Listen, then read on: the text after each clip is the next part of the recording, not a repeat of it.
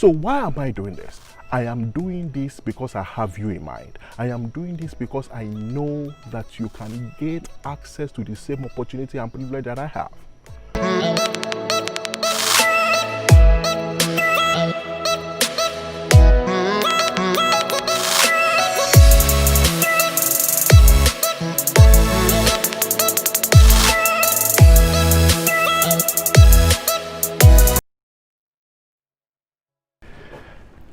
Hi everyone, my name is Yemi. This is my channel, Yemi Declassified. If you have not watched my previous videos, please, I encourage you to go check it out because I said a lot of things out there which is going to help you. So for today, what I'm going to be talking about, if you are just joining me for the first time, is that, I had an opportunity to get grants and get funded in this way, and I've helped a lot of people. I've given them ideas and insights as to how they can tap into this opportunity, and that is why I'm putting all this information out there, because you are next in line to gain access to that opportunity that you've been looking for. So I'm going to be walking you through on the fact that it starts from the time you enter college. Your first year in college, you have to make a decision in your mind and say, you know what, especially if you are studying in a developing country, you have to make up your mind and say, you know what, I am going to go ahead and get a foreign degree.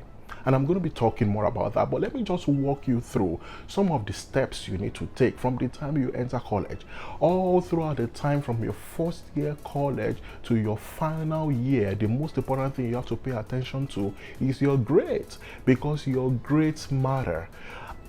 Based on my experience, it is better for you to have at least a minimum of 3.5 GPA out of 5. But the question is, what if you don't have 3.5 out of 5? Does that mean that you can't get access to scholarship? I'm going to be walking you through what you can do in addition to that. But the higher the GPA you get, the better your chances.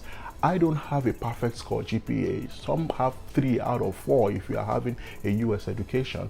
But all these things play a significant role in determining whether you're going to get funded or not. So it starts from the time you enter college. And I want you to pay attention to your grades at the very moment you start college. Now, when you get to your final year, college, you have a 3.5 and above GPA. There are some other things you need to do to become more competitive. Remember, you are not the only one applying. You are competing with people from all over the world. You have to make yourself exceptional, different from all other pool of applicants. How are you going to do that?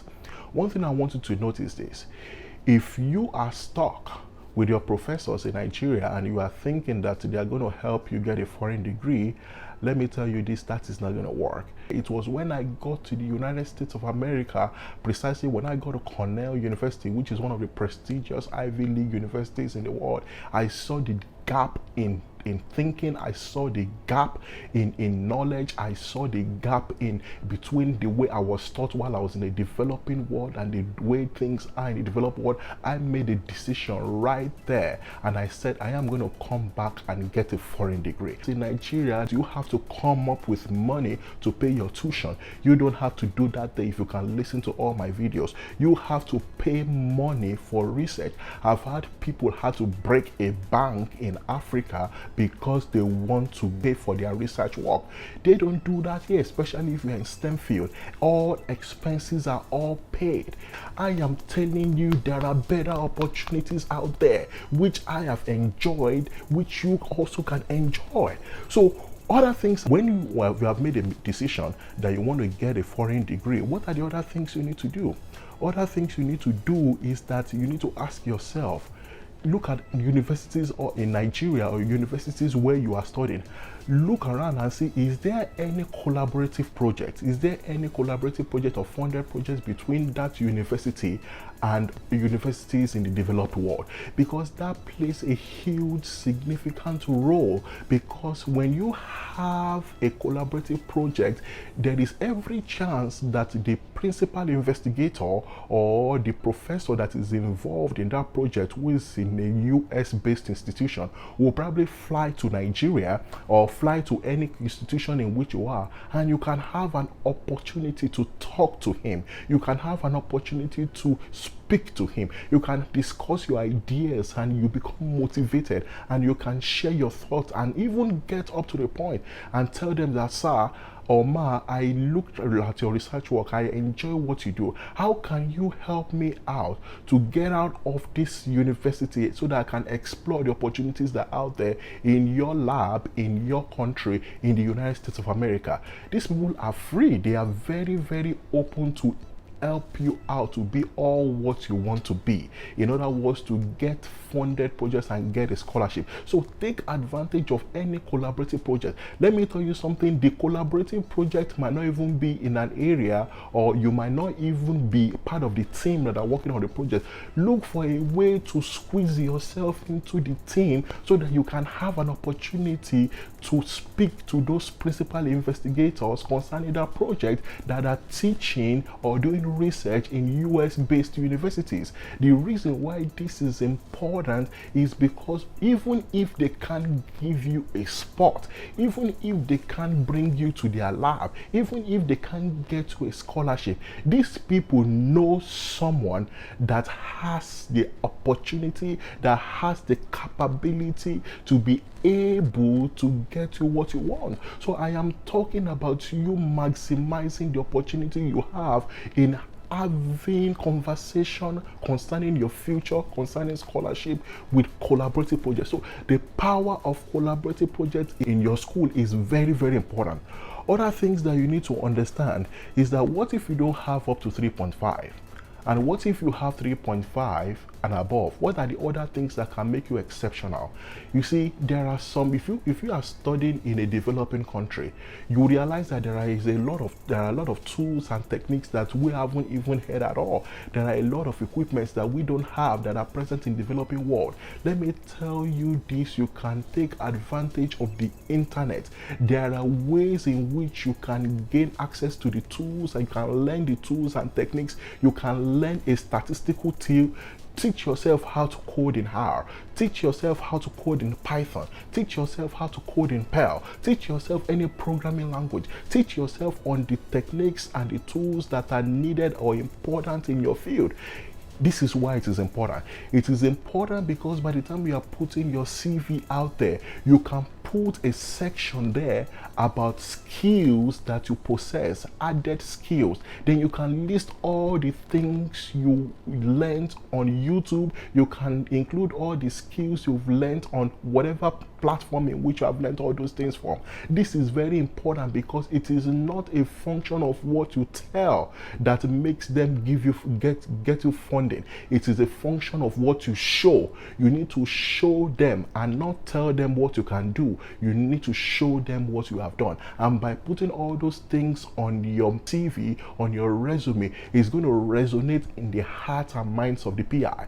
Another thing you need to know is that when you write all those things, you need to tailor all the tools and all the techniques that you have learned. You need to tailor it to match the interest of the professor in which you want to work with. Because when there is a mismatch, if you have a skill in one area which is something different from what the professor does, he is not going to contact you. She is not going to contact you.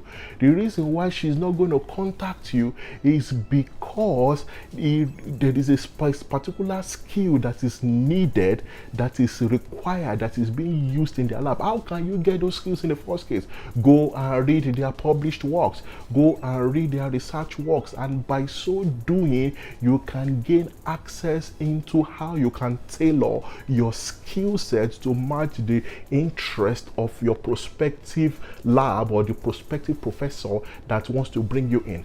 Another thing you need to do is that when you tailor your skill to meet all these things, you need to start applying early. I am going to walk you through the series of videos how you write your resume, how you write your letter of interest, how you can connect with your prospective advisor. There are a series of videos. Check out those videos out there, and I know that it is going to really, really help you. So you need to start early enough to be able to gain access into all these opportunities.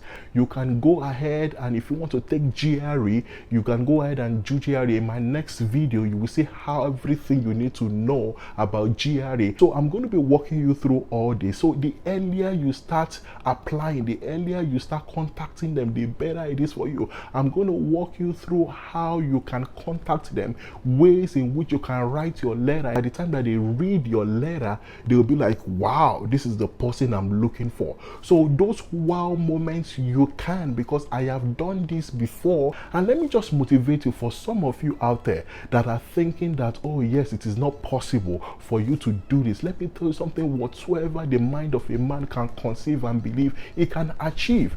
Think of your future. What do you want from this world? What do you want from this life?